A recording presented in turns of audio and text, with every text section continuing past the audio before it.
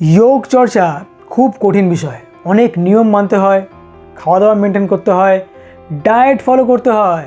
আমার অনেক বয়স হয়ে গেছে, এই বয়সে যোগ চর্চা করা সম্ভব নয়।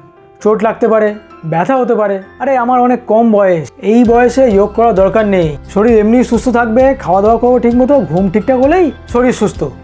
যোগ চর্চা করতে গেলে প্রচুর ভারী ভারী ব্যায়াম, প্রচুর কঠিন পশ্চার করতে হয়, সেটা করা সম্ভব নয়।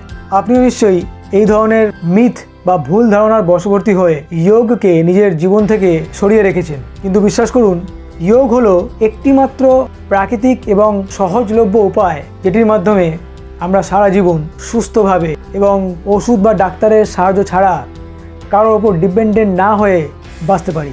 নমস্কার, আমি অতনু কর্মকার, হেলথ ট্রান্সফরমেশন মেন্টর এবং একজন certified yoga therapist from West Bengal health council of yoga and naturopathy. আমি গত 4 বছর যাবৎ মানুষের বিভিন্ন শারীরিক সমস্যার সমাধান দিয়ে থাকি এবং সেটিও সম্পূর্ণ প্রাকৃতিক উপায়।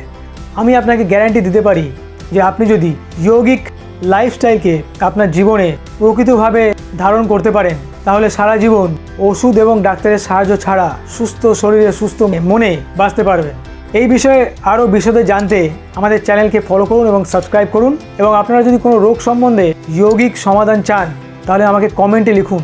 ধন্যবাদ, সুস্থ থাকবেন, ভালো থাকবেন।